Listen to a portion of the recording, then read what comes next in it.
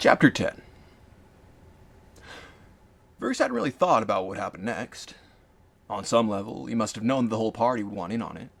Seeing how the mask had let him take down Garf was more than enough to respark whatever embers of hope remained in their sorry hearts. Of course, no matter how hot and light their blood got, there was no possibility of going into the town center tonight. It would be locked and heavily guarded until morning. Moores pointed out that the Beelzark would be available for parley for about 2 hours after mealtime. Beautiful, no problem. The man would be slow and heavy with spiced bread and whatever else he consumed behind those doors. They readied themselves at dawn. Verx's coffee and a bit of ghoul fortitude kept the consequences of last night's revelry at bay. Living in this filthy necropolis, everyone had weapons of some kind. Daggers, clubs, knives, and studded tenderizers all found a place in each man's hand. Verx told Sneerin that he would be out with the men to bring home a treasure. She spat and wondered to herself, but did nothing to impede him. After a modest breakfast of their own, cuts of the very Hago that had brought Verx to town, in fact, they geared up and began their march through the streets.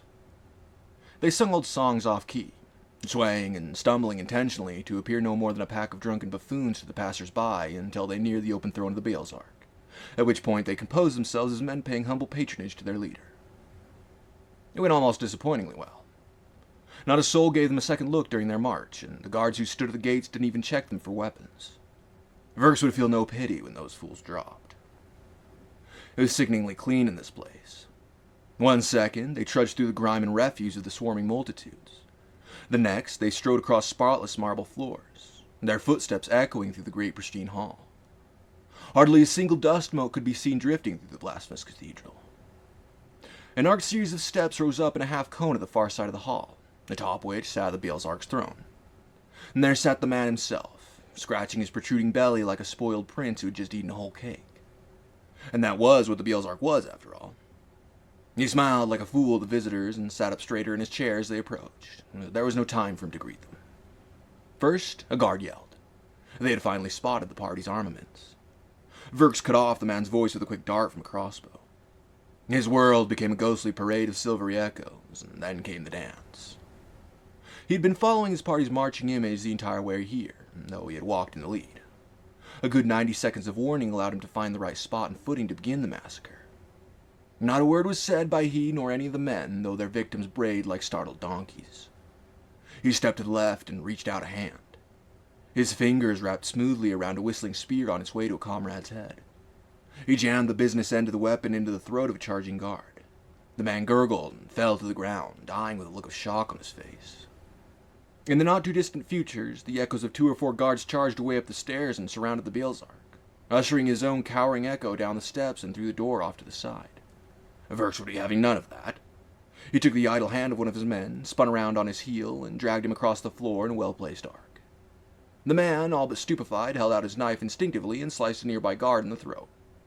It wasn't perfect. The guard swung at the man and gave him a nasty nosebleed, but it was good. It became an uncanny sort of communication. Verx followed his echoes into a somersault, somehow connecting Garf's club with the base of a guard's skull. A second swing at the dazed fool, and he was breathless on the ground. Exalted, Verx pranced this way and that in a chaotic zigzag toward the throne. Surely an insane and unhinged display to the eyes of everyone else, but true to the mask's power, each move had an effect. Between each flourish and swing, Verx pried his eyes for the path that would connect his blade with the soft belly of the cowering Beelzark. He wanted to spill cake on the floor. Such a future eluded his view, but the rest of their enemies were beginning to look truly frightened. 4 of them, mostly by Verx's design, dropped their spears and raised their open hands in surrender. His allies shepherded these men into a corner as the remaining combatants were slain. At long last, Verx found himself at the top of the steps. His wings flapped furiously from the adrenaline. His gums tingled as bile rose up from within. The crumpled, trembling mass of robes at his feet that was the Beelzark tried to scoot away to find any kind of safety. He was too fat to fit behind or under the throne, so he just covered his head like a child in the dark. Verx savored the moment probably longer than prudent. Finally, he spat his acid on the ground before the quivering man and drove his blade deep into the back of the neck, tearing apart the white stringy stuff that connected the fat prince's brain with the rest of his old and unused body. The body crumbled, and the crown toppled to the floor. The frantic activity of the organs visible within calmed and then ceased. Shit and piss poured out of the corpse's bottom parts. Verx picked up the crown before the spreading brown puddle could reach it. He inspected it. Silver, inlaid with molds of troll and human finger bones in gold with a single ruby at the jawbone crest. He placed the item on his own head and sat down, exalted. There was some awkwardness catching up the rest of the town's government on this change in leadership, but Verx's mask and the men's weapons helped in clarifying any confusion. Once that was done, and the Great Hall was cleared of bodies, the team greased up the gears and got them turning. A bell was rung, and horns blared over the rooftops of Zool, calling the people to the city center. The town square was soon filled by a chattering mass of confused and intrigued townsfolk, while a few more well-off ghouls emerged from the old estates to observe from their balconies. Verx and the men stood on a balcony of their own, which jutted out from the upper floor of Town Hall. Sneerin arrived with the worms as the people were still gathering. She seemed frightened and asked her mate what in the world was going on.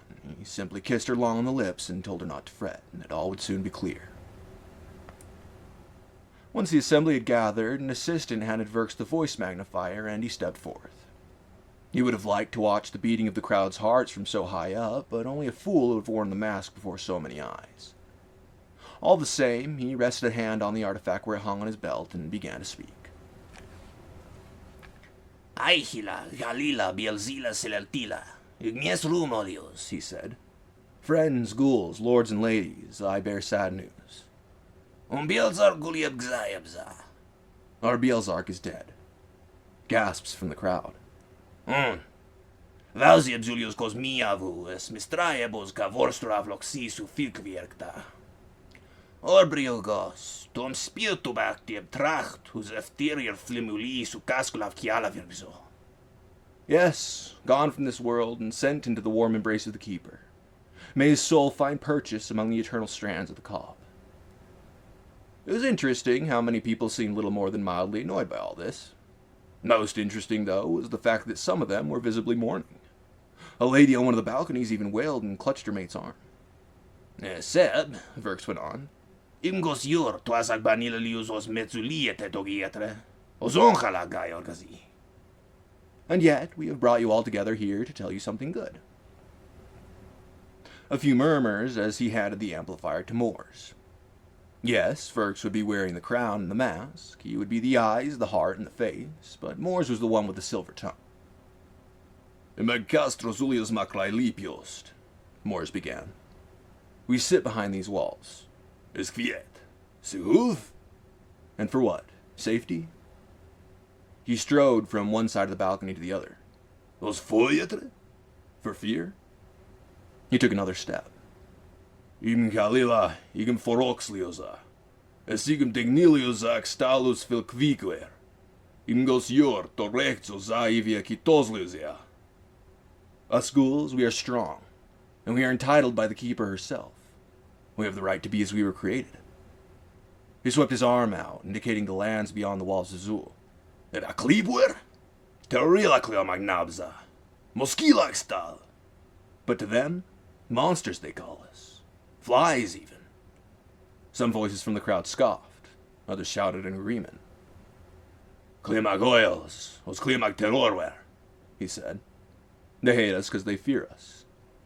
Clialeo chiara, to praxes to visgulie. Es clia to cosmex gulie terror. Taver quigem to acol terror vicriu. Acum vaticum to rizikzak. Acum vaticum in torlio o cantoslio zak. Zulius chuvavu, zultu acros zulivuza. Igmacus serpa vat. Tover mila, octorogolio, octolucolio. They know our worth and our power, and they fear our place in the world. So why should we fear them? No longer. No longer will we be the joke. No longer will we be stepped on and squashed.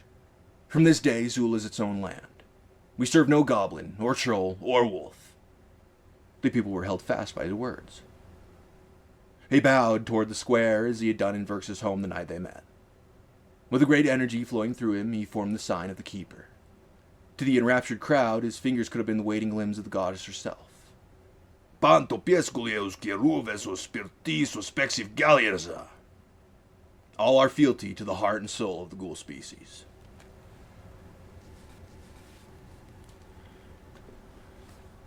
Jake had thought he was about to see H bent over the table like a fugitive on the hood of a car, handcuffed and led away to some dungeon by goblin muscle, but it was more boring than that. A single guard led the whole group to the sleeping quarters. The group was split by species, with the humans in one room and the goblins in a little rat hole next door. H wasn't thrown into a jail cell, but ushered politely into a room of his own in a separate area. The kid's room was nice, a lot more like you'd expect from a fancy bed and breakfast at an underground nest for bug people. There were 4 beds, a standing mirror, and even a small private bathroom. As soon as the guard shut the door on the humans, Laura sat down on one of the beds and let out a groan. She shook her head, stared at the ceiling, and said, "For the record, I don't have time to teach a bunch of kids how to survive in the wilderness." "What are you talking about?" asked Jake. "Who said I was talking to you?" "Weren't you?" "I think," said Ken to the whining huntress, "that was just the Queen's way of saying we're stuck here." Carver squinted and smiled evilly. "Oh, you're stuck here all right. We all are. That's what this world is, you know. Garbage disposal." "You're just a bucket of rainbows," Jake said. "How long have you been here?" asked Al. "I don't know, a couple years." She suddenly got up and opened the door. "Anyone else hungry?" The guard was out in the hall, just standing there, unpaid and unblinking. "Hey you," Laura hissed. "Go get us some food." The look on this goblin was one of total incomprehension. Laura cussed, and, almost too quiet to hear, said, "Dwang ukrez shield." The guard bowed, saying, "Shield unjukrezu," and trotted off to relay the message. "You can speak goblin?" asked Al. "I speak human," said Laura. "It's hard not to pick up a little gobbledygook around here." "Nah," said Jake. "What?" "There's no way it's actually called gobbledygook." "I didn't say I could pronounce it." "There's this weird sound they make," said Al. "I asked S, and he said it's called a pharyngeal proximant." "Alf." Laura stared at him, as if waiting for the point. Finally, she said, "Fascinating," and strode back to her bed. "Can you pronounce it?" Al was suddenly in his element. Jake hoped his friend wouldn't embarrass himself, but sure as shit, Al opened his mouth and made a funny strangled rah sort of noise. Laura laughed and imitated him, going as far as to scrunch up her face and turn her fingers into wiggling antennae. Jake felt embarrassed for both of them. Beside him, Ken sighed and fell backwards onto his pillow. Pretty soon, there was a knock at the door. Everyone looked at Laura lounging on her bed. She pointed at Al with her chin. "You're the closest." Al got up, Johnny on the spot, and opened the door to a group of tiny goblin workers. They marched in carrying plates of food which smelled incredible. Ken sat up, and his legs started bouncing. The goblin set the food on a table in the middle of the room and bowed, saying, returning whence they came. As soon as they left, Al repeated what the goblin had said. Jake had no way of knowing, but it sounded pretty much flawless. Laura found it hysterical.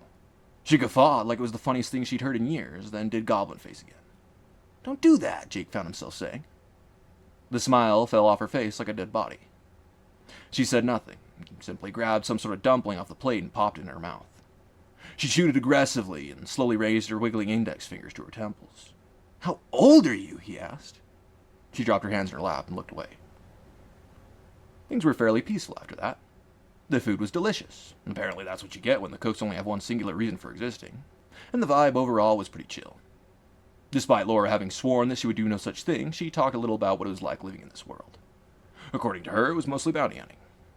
They told her how the world had changed over the past few years, and she acted disinterested but listened to every word. It happened while Al was explaining the discovery of the Higgs boson. Ken suddenly cried out and bolted upright on the bed, clutching his chest. "Fuck," said Jake. "What's wrong?" Ken was digging into his shirt through the collar, but he seemed to be having trouble. Jake practically somersaulted over the bed to him. It took some negotiating, but he was finally able to help Ken get his shirt off. "Your grandma's necklace," said Al. He was right. Ken tore the thing off his neck with enough force to break the chain and dropped it as if it had burned his hand. Sure enough, in the center of his chest was a bright red blister in the shape of a 6-pointed star. Another, more irregular burn erupted on his palm and fingers. "Shit," said Jake. Al crawled across his mattress to inspect the wounds. "Was that real silver?" he asked. Ken shook his head. "That's odd." "Doesn't have to be silver," said Laura. "Pretty much any metal will fuck him up." "So you're saying he's starting to turn?" "Congratulations!" She threw her arms in the air, grinning sarcastically. "It's a fucking wolf." This wasn't the first time H had been to the mound, but it was the first time he'd had the pleasure of being put on trial. There were a surprising number of guests. Colonel Marcus Fleischman of the 17th Guard, a longtime friend. Duke Reginald Barker of Barker Hill, not a real duke, Not even a real Reginald, but as real a bloodsucker as an old blood vamp could get. Alpova the troll diplomat, who H had only met once or twice in passing, and an official from the 17th Gateway Pixie Hive, whose name H wasn't able to catch, accompanied by a literal handful of her personal escorts. The number of attendees was surprising because Mr. Moreau had expected many more. But that was good news, if anything. Had Leda intended any real punishment, she would have taken representation much more seriously. H rested his elbows on the table and smiled at his compatriots. Mark saluted him, and the pixie waved gleefully, but the others ignored him. "We are grateful that you could all come here on such short notice," the Queen began. "You have all been debriefed on the matter at hand." "And we thank you for hosting us," declared the Duke. Leda acknowledged the ass-kissing with a slight bow and started reading the charges. Mr. Heartless Moreau, for the crimes of negligence resulting in death, negligence resulting in breach, 2 counts of second-hand aggression resulting in death against American citizens, and 3 counts gross negligence resulting in reverse breach, how do you plead? H counted on his fingers. Not guilty, guilty, 2 pleas not guilty, and 3 pleas no contest. The Queen glared at him. The court recognizes a plea of no contest. Now hang on, said H. 7 charges, 7 pleas. Your Honor, said the Duke, I submit an additional charge of contempt. Your Honor, said Colonel Fleischman, I submit that Mr. Moreau's got a point. Very well, said Leda. Shall we proceed to an official trial? The troll growled and leered at H. The pixie spoke up. Your Honor, we submit the court drops the charges of gross incompetence. On what grounds? Extenuating circumstances at the part of the 17th Gateway Pixie Hive. I submit the same, said the Colonel, at the fault of the 17th Guard. Mr. Fleischman, said the Queen, are you referring to the encounter between young Mr. Braunfield and Mr. Tanner? Mark nodded curtly.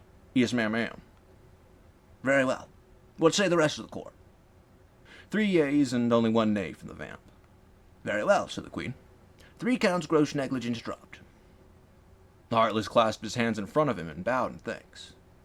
As for your other charges... The Queen stopped suddenly. Her antennae twitched as they sniffed the pheromones of the colony. She took a deep breath and shook her head. Any other submissions from the court? I plead guilty on the condition that the 2nd-degree charges be dropped to 3rd degree, H announced. What say the court? They seemed to like that. The charges were reduced unanimously.